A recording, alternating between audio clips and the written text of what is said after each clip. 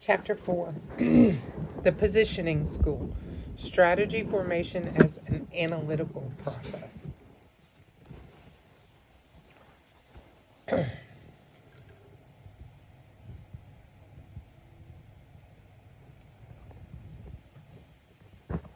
In the early 80s, a wind from economics blew through the strategic management field, blowing away, or at least into a corner, much of its traditional prescriptive literature. Although this positioning school accepted most of the premises that underlay the planning and design schools, as well as their fundamental model, it added content in two ways. It did so in the literal sense of emphasizing the importance of strategies themselves, not just the process by which they were to be formulated, and it added substance. After all those years of the general pronouncements of the planning school and the repetition of the design school model, the positioning school, by focusing on the content of strategies, opened up the prescriptive side of the field to substantial investigation. Scholars and consultants now had something to sink their teeth into. They could study and prescribe the specific strategies available to organizations and the context in which each seemed to work best. So the field, which in fact adopted the name of strategic management in the early 80s as a result of this thrust, took off. Conferences flourished. Courses multiplied, journals appeared, and consulting firms, the so-called strategy boutiques, established the strategy industry. Because of the energy of this school, as well as its influence today, we accord it considerable space in this book. This is the longest chapter. Enter Porter. The watershed year was 1980 when Michael Porter published Competitive Strategy. While one book can hardly make a school, this one acted as a stimulant to draw together a good deal of disenchantment with the design and planning schools, as well as the felt need for substance. Much as a simple disturbance can suddenly freeze a supersaturated liquid, competitive strategy gelled the interest of a generation of scholars and consultants. A huge wave of activity followed, quickly making this the dominant school in the field. Of course, Porter's book was not the first on strategy content, nor was it the only content, since much of it proposed technique to do competitive and industry analysis.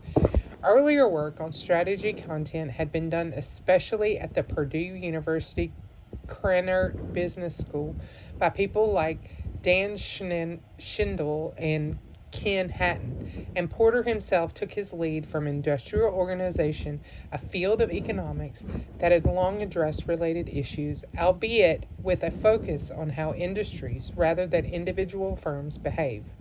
There were also the earlier writers on military strategy who for centuries had analyzed the strategic advantages and constraints of forces and terrain during war. The premises of the positioning school. In fact, the positioning school did not depart radically from the premises of the planning school or even those of the design school, with one key exception. But even the subtle differences also served to reorient the literature. Most notable in this school has been one simple and revolutionary idea, for better and for worse. Both the planning and design schools put no limits on the strategies that were possible in any given situation. The positioning school, in contrast, argued that only a few key strategies, as positions in the economic marketplace, are desirable in any given industry. Ones that can be defended against existing and future competitors. Ease of defense means that firms which occupy these positions enjoy higher profits than other firms in the industry, and that, in turn, provides a reservoir of resources with which to expand and so to enlarge as well as consolidate position. Accumulating that logic across industries, the positioning school ended up with a limited number of basic strategies overall, or at least categories of strategies. For example, product differentiation and focus market scope. These were called generic. By thereby dispensing with one key premise of the design school, that strategies have to be unique, tailor-made for each organization, The positioning school was able to create and hone a set of analytical tools dedicated to matching the right strategy to the conditions at hand, themselves also viewed as generic, such as maturity or fragmentation in an industry. So, the key to the new strategic management lay in the use of analysis to identify the right relationships. And thus, the search began. Academics ran statistical studies from established databases to find out which strategies seemed to work best where, while consultants touted favored strategies for particular clients or else promoted frameworks for selecting such strategies. As in the other two prescriptive schools, strategy formation continued to be perceived as a controlled, conscious process that produced full-blown deliberate strategies to be made explicit before being formally implemented. But here the process focused more narrowly on calculation, to be specific, on the close-ended selection of generic strategic positions rather than on the development of integrated and unusual strategic perspectives, as in the design school, or on the specification of coordinated set of plans, as in the planning school. The notion that strategy precedes structure was also retained in this school, but another form of structure, that of the industry, was added on top, so that industry structure drove strategic position, which drove organizational structure.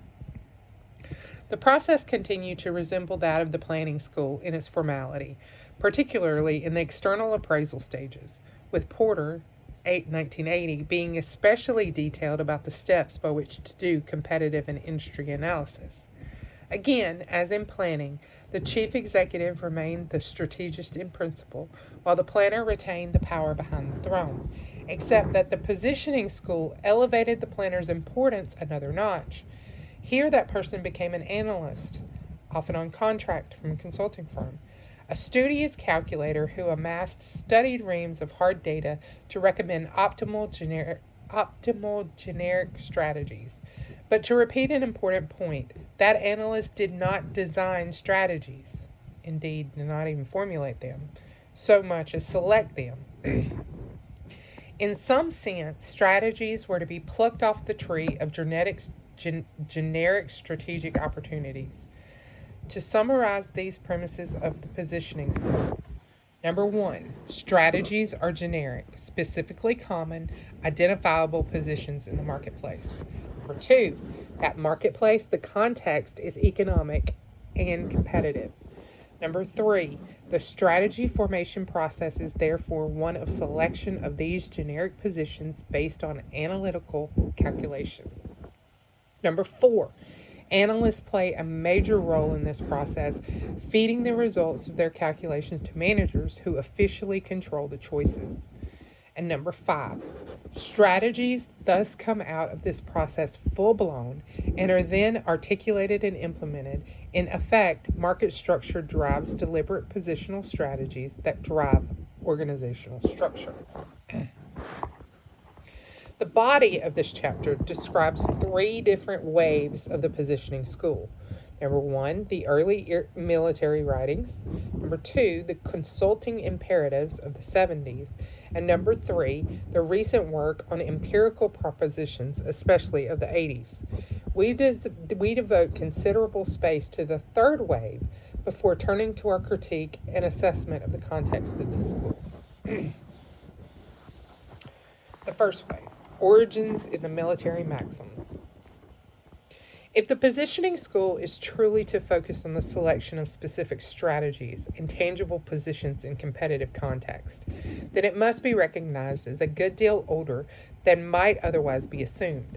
Indeed, this makes it by far the oldest school of strategy formation, since the first recorded writings on strategy, which date back over 2 millennia, dealt with the selection of optimal strategy of literal position in the context of military battle.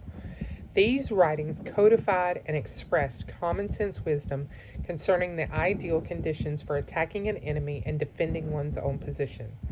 The best of these writings is amongst the oldest, that of Sun Tzu, who is believed to have written around 400 BC. More recent is the still influential work of von Clausewitz, who wrote in the last century. In a way, these writers did what today's writers of this school do. They delineated types of strategies and matched them to the conditions that seemed most suitable. But their work was not so systematic, and not, at least not in the contemporary sense of statistical data. And so their conclusions tended to be expressed in imperative terms, hence our use of the label maxims. Sun Tzu's The Art of War has been particularly influential, especially in East Asia. There's a current Chinese saying that the marketplace is a battlefield. This is a remarkably contemporary book suggesting that there may really be not much new under the sun. Some of the maxims are rather general, such as to subdue the enemy without fighting is the acme of skill. Others come in forms of ploy, such as when capable, feign incapacity, when active, inactivity, and offer the enemy a bait to bait him, feign disorder, and strike him. But other maxims come rather close to the spirit of today's positioning school. Much as this school places emphasis on the study of the industry in which the company operates, so too did Sun Tzu emphasize the importance of being informed about the enemy and the place of battle. He devoted a good deal of attention to specific position strategies, for example, locating armies with respect to mountains and rivers, fighting downhill, and occupying level or high ground. He also identified a variety of generic conditions, for example, dispersive, frontier, focal, and difficult.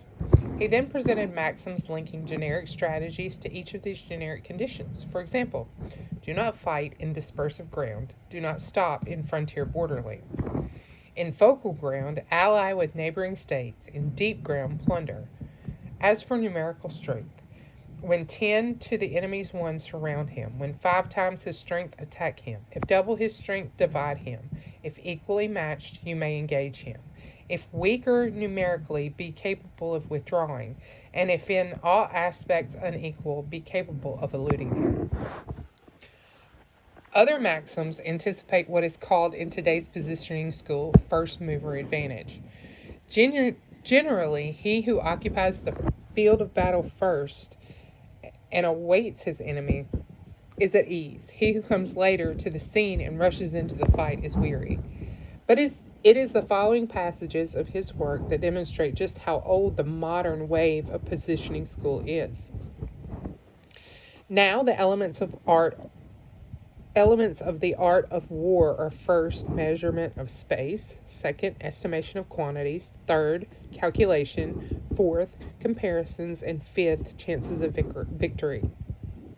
With many calculations one can win, with few one cannot. How much less chance of victory has one who makes none at all? Yet he recognized the limits of generic thinking, something that is less common today. The musical notes are only 5 in number, but their melodies are so numerous that we cannot hear them all. As water has not constant form, there are in war no constant conditions. When I have won a victory, I do not repeat my tactics, but respond to circumstances in an infinite variety of ways. Von Clausewitz. The West has never fully lacked for military thinkers, but none achieved the stature of Karl von Clausewitz, whose work bears the unmistakable stamp of the German proclivity for grand systems of thought. Clausewitz wrote in the aftermath of the Napoleonic Wars. During the late 17th and 18th century, war had settled into a familiar pattern. Armies in most countries were made up of rather unmotivated recruits, commanded by officers drawn from the aristocracy. They followed the same frameworks with armies that were practically the same in organization and tactics. The difference between victory and defeat was often relatively small. One side attacked the other and retreated. Then the other retreated. At the end of the day, the diplomats met and some territory exchanged hands. It was a game with few surprises in which strategy was a variation on themes that all sides knew and accepted. Napoleon changed all that. In one battle after another, the French armies under his command destroyed forces that were numerically superior.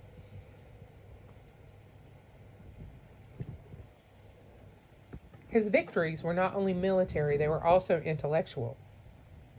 He demonstrated the obsolescence of traditional ideas about organization and strategy. As a Prussian officer on the opposing side of battles and at one time taken prisoner by the French, Clausewitz experienced Napoleon's methods firsthand. The shock of all this can be compared to the bewilderment that American managers felt more recently in the face of relentless advance of Japanese manufacturing. In his masterwork on war, he sought to replace the established view of military strategy with a set of flexible principles to govern thinking about war. While his predecessors saw strategy as a problem-solving activity, he argued, here more in the spirit of our design school, that it's an open-ended and creative, due to tensions and contradictions inherent in war as a human and social activity. Yet it also called for organization in a situation riddled with chaos and confusion. Strategy seeks to shape the future, yet intentions are likely to be frustrated by chance and ignorance, by what Clausewitz called friction. To make strategy happen, it's necessary to put together an organization with a formal chain of command in which orders are executed without question. Yet this organization must tap the initiative of its members. On War contains chapters on attack and defense, maneuvering, intelligence gathering, and night operations. The book is long and frequently discursive, but periodically illuminated by maxims containing powerful metaphors and vivid imagery. In view of the insidious influence of friction on action, how is strategy possible? Closer to the positioning school, Clausewitz argued that strategy depends on basic building blocks, which are used in attack, defense, and maneuver. Strategy making relies on finding and executing new combinations of these blocks. In every age, technology and social organization limit the combination. After some time, these limits seem inevitable and hence natural. Strategists cease to question received wisdom and confine themselves to variations on accepted themes. It's therefore left to the great commanders, such as Napoleon, to innovate strategically by recognizing and bringing new combinations. These people are few because, quote, it takes more strength of will to make an important decision in strategy than in tactics. In the latter, one is carried away by the pressures of the moment. In strategy, there's ample room for apprehension, one's own and those of others, for objections and remonstrations, and in consequence, for premature regret. In tactical situation, one is able to see at least half the problem with the naked eye, whereas in strategy, everything has to be guessed at and presumed. Conviction is therefore weaker. Consequently, most generals, when they ought to act, are paralyzed by unnecessary doubts.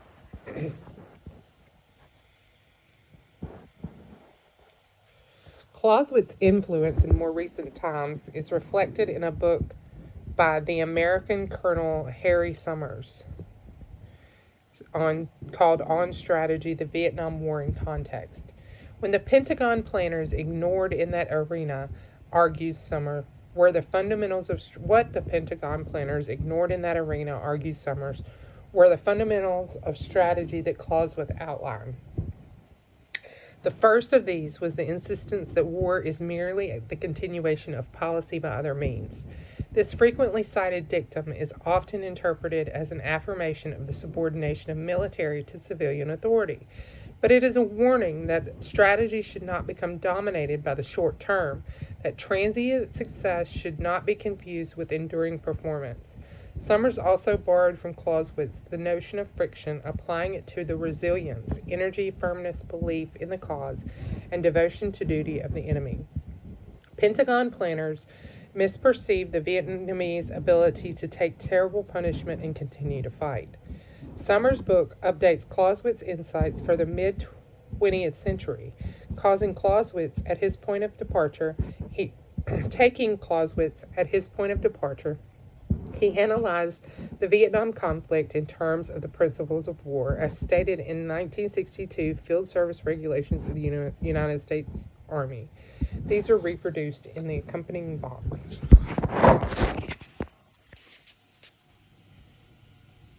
There's the box. Note the consistency of these principles with prospective schools of strategic management in general, notably the need for clear, deliberate strategy, the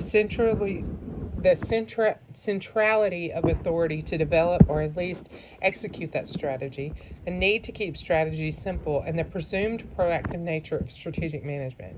Yet, as in the planning school as well as in Clausewitz's own urgings, flexibility is presumed to coexist somehow with these characteristics.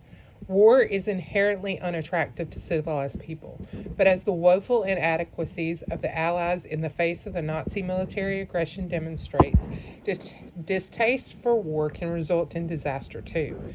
The British theorist Little Hart directed his attention to developing strategies which would minimize the duration and cost of war. He argued that the purpose of strategy should be to unbalance the enemy and disrupt its ability to respond by doing the unexpected. He emphasized what he called the indirect approach, which he reduced to two simple maxims. No general is justified in counseling his troops to a direct attack upon an enemy firmly in position. Instead of seeking to upset the enemy's equilibrium by one's attack, it must be upset before a real attack is or can be successfully launched. Fighting corporate battles. Some writers of business strategy have picked up on the spirit, even the letter, of the military maxims. James described the military experience as veritable goldmine of competitive strategies as well tested under combat positions.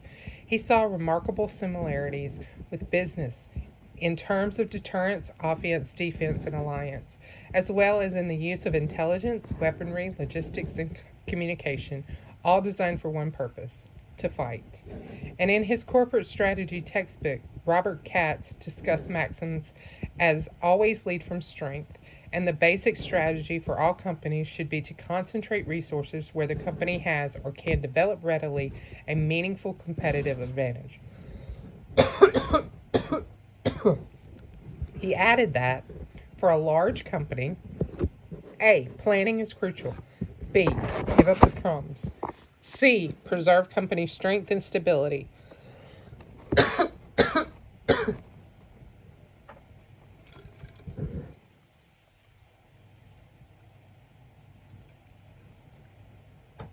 For the small company, A, attack when the enemy retreats. B, do not take full advantage of all opportunities. Or C, be inconspicuous as possible. And D, respond quickly. Perhaps most sophisticated has been James Bryan Quinn's use of the military experience in business. To Quinn, effective strategy develops around a few key concepts and thrusts which give them cohesion, balance, and focus, and also a sense of positioning against an intelligent opponent. Such a strategy first probes and withdraws to determine opponents' strengths, forces opponents to stretch their commitments, then concentrates resources, attacks a clear exposure, overwhelms a selected market segment, builds a bridgehead in that market, then regroups and expands from that base to dominate a wider field.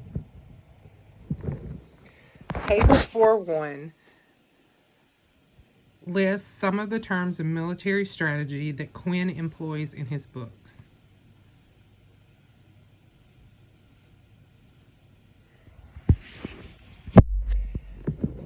Maxim about maxims. There's something interesting and helpful in these military maxims, yet there's something to be careful of as well, a language that is both obvious and obscure. Hence, in their own spirit, we offer our maxims about maxims. Number 1, most maxims are obvious. 2, obvious maxims can be meaningless. 3, some obvious maxims are contradicted by other obvious maxims, such as to concentrate force and to remain flexible. So, 4, beware of maxims.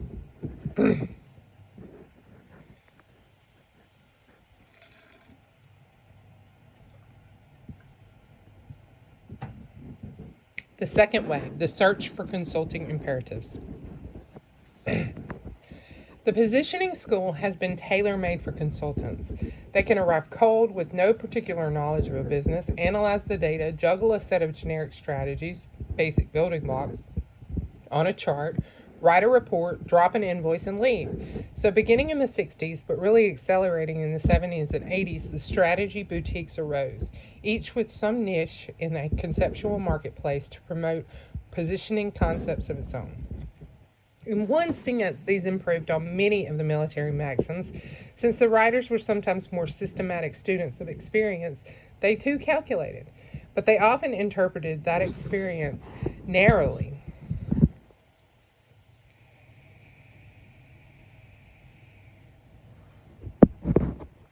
Many rarely got past the idea of the maxim, and indeed, for marketing purposes, often turned these into imperatives. Perhaps we should say maximums. Market share, for example, became some kind of holy grail. Before these strategy boutiques came along, little consulting was focused on strategy per se. True, McKinsey and Company had a strong top management orientation, and firms like SRI promoted planning techniques, but strategy was not usually the focus. The Boston Consulting Group changed all that, with two techniques in particular: the growth share matrix and the experience curve. There's the growth share matrix. And PIMS came along with its database for sale. Here, as in the case of BCG, the base was empirical, but the bias was imperative to find the one best way. So the BCG, the growth share stable. The growth share matrix was part of portfolio planning, which addressed the question of how to allocate funds to different businesses of a diversified company. Before its appearance, corporations depended on capital budgeting and the like to assess return on investment of different proposals. The growth share matrix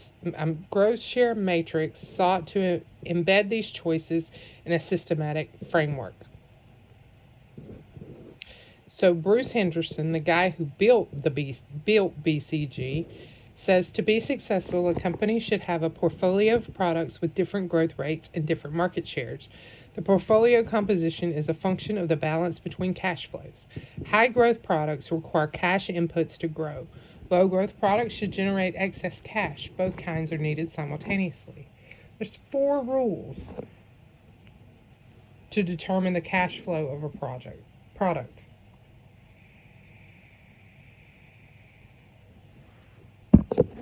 Margins and cash generated are a function of market share. High margins and high market share go together.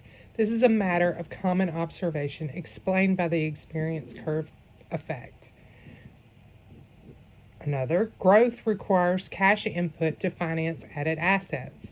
The added cash required to hold share is a function of growth rates. Next, high market share must be earned or bought. Buying market shares requires additional investment. And last, no product market can grow indefinitely. The payoff from growth must come when the growth slows, or it will not come at all. The payoff is cash that cannot be reinvested in that product. Products with high market share and slow growth are cash cow. Slow growth, so cash flow is what it is in there. Cash cows.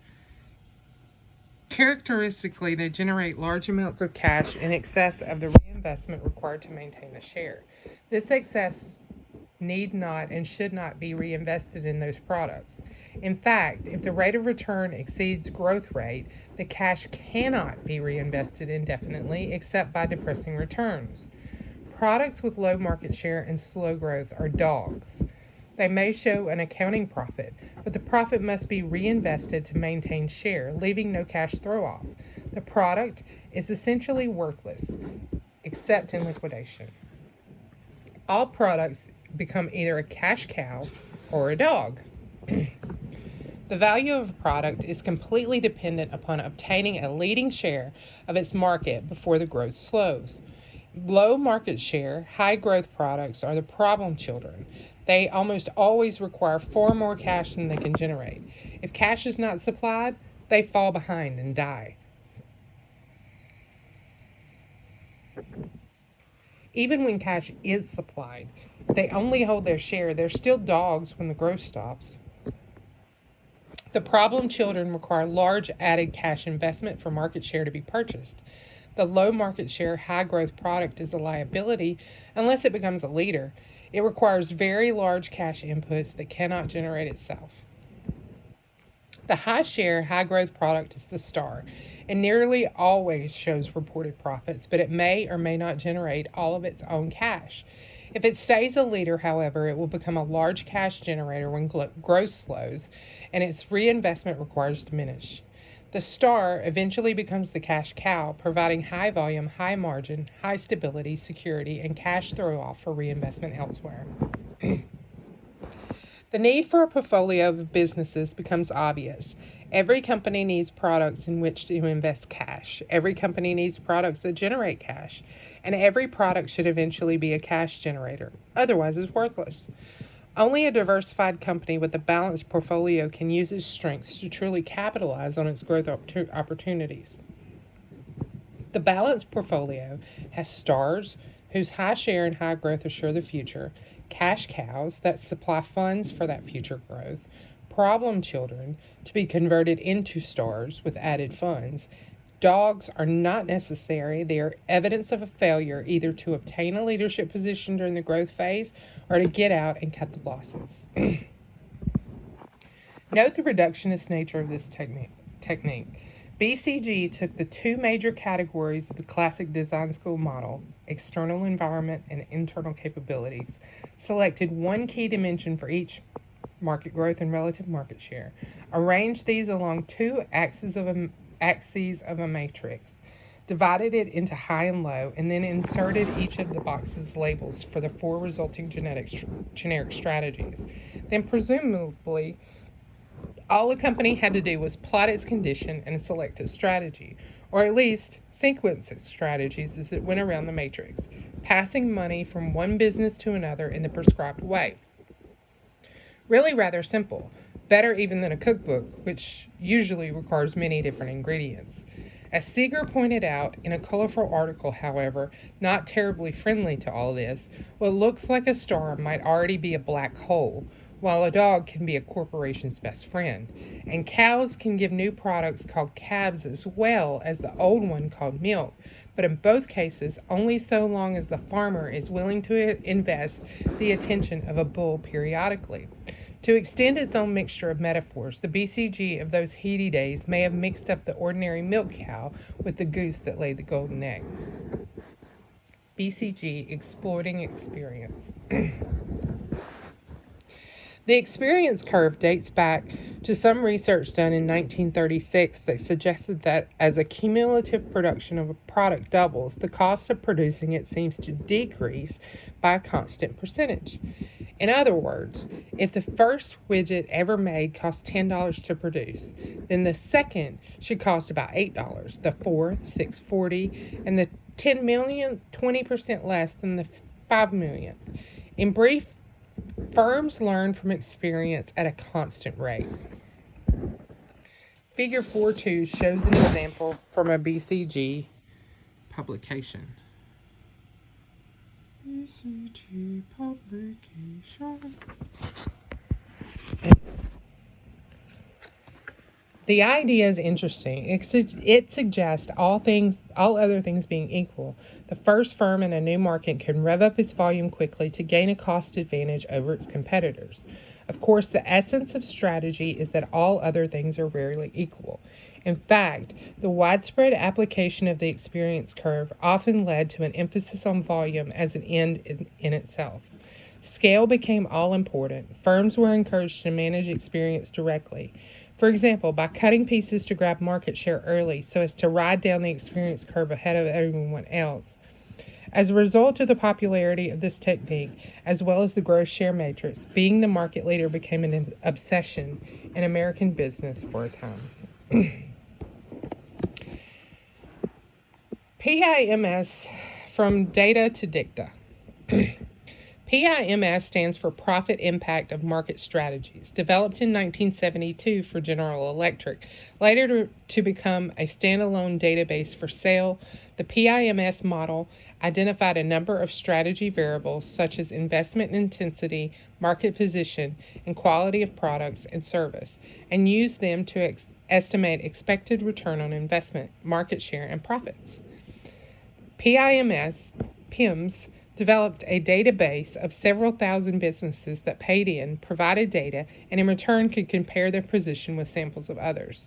PIMS founder, Sidney Schaeffler, stated that all business situations are basically alike in obeying the same laws of the marketplace, so that a trained strategist can usefully function in any business. In other words, product characteristics don't matter. From here, Schaeffler went on to identify the good guys and the bad guys of strategy. Investment intensity generally produces a negative impact on percentage measures of profitability or net cash flow. It depresses return on investment, while market share has a positive impact. But finding a correlation between variables such as market share and profit, not profitability, is one thing. Assuming causation and turning that into an imperative is quite another. Data are not dicta. Does high market share bring profit, or does high profit bring market share, since big firms can afford to buy market share? Or more likely, does something else, such as serving customers well, bring both? Market share is a reward, not a strategy. With their obvious bias towards the big established firms which had the money to buy into the databases and pay the consulting contracts, both PIMS and BCG seemed unable to distinguish getting there from being there or staying there. Perhaps the young, aggressive firms which were pursuing rather different strategies of rapid growth may have been too busy to fill out the PIMS forms, while those in the emerging industries with the messy collection of new products coming and going may have been unable to tell BCG which firms had which market shares or even what their businesses really were. The overall result of much of this was that, like that powerful swimmer who drowned in a lake that averaged 6 inches in depth, a number of companies went down following the same simple imperatives of the positioning school's second wave.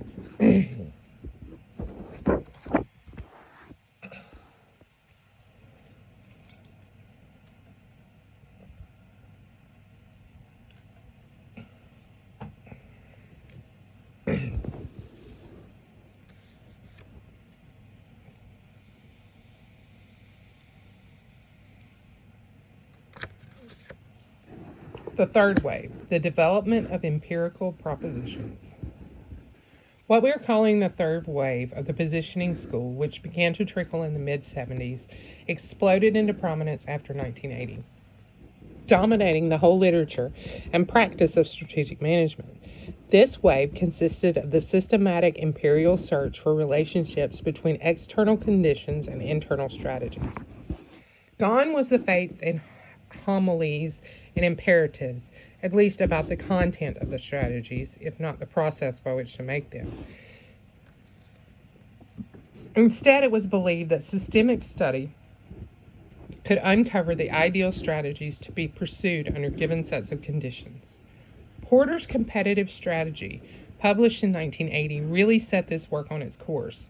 He wedged a doctorate in Harvard's economic department between an MBA and a teaching career in its business school. From that, he drew on the branch of economics called industrial organization, a systematic and relatively rigorous approach to industry analysis backed by empirical tests. And it turned around to extend its implications for the corporate strategist. Business strategy, in Porter's view, should be based on the market structure in which firms operate. In essence, Porter took the basic approach of the design school and applied it to the external or industry environment. Eventually, as we shall see in a later chapter, this gave rise to a counter movement based on the internal situation called the resource-based view of the firm. Porter was thus able to build on the already widespread acceptance of strategy as design, although the procedures he promoted were very much more in spirit of the planning school. To this, he added the established body of knowledge from industrial organization.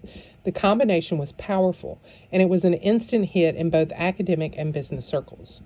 Porter's work, particularly his 1980 book, followed by another called Competitive Advantage in 1985, offered a foundation rather than a framework. In other words, a set of concepts on which to build rather than to and integrated structure in its own right. Most prominent among these concepts have been his model of competitive analysis, his set of genetic strategies, and his notion of the value chain.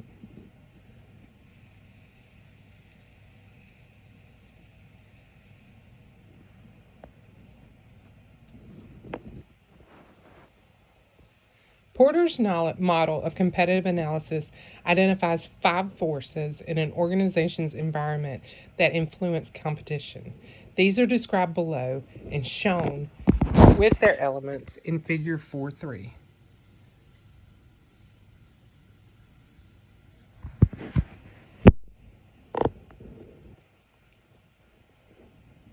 The number 1, a threat of new entrants. An industry is like a club in which firms gain admittance by overcoming certain barriers to entry, such as economies of scale, basic capital requirements, and customer loyalty to established brands. High barriers encourage a cozy club in which competition is friendly. Low barriers lead to a highly competitive group in which little can be taken for granted. The next is bargaining power of the firm's suppliers.